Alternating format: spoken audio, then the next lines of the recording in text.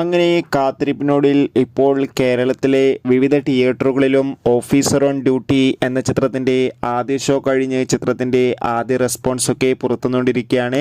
ആ ഒരു അപ്ഡേഷനാണ് ഇന്നൊരു വീഡിയോ ഭാഗത്ത്. വീഡിയോയിലേക്ക് വരുമ്പോൾ വീഡിയോ ലൈക്ക് ചെയ്യുക, ചാനൽ സബ്സ്ക്രൈബ് ചെയ്യുക. ഈ വരുന്ന ഫെബ്രുവരി മാസം ഇനി അങ്ങോട്ട് ധാരാളം ചിത്രങ്ങൾ OTT റിലീസിലും ഒപ്പം തിയേറ്ററുകളിലും എത്താൻ പോവുകയാണ്. ചാനൽ ഭാഗം പരിശോധിച്ചാൽ നിങ്ങൾക്ക് കാണാൻ വേണ്ടി സാധിക്കുന്നതായിരിക്കും.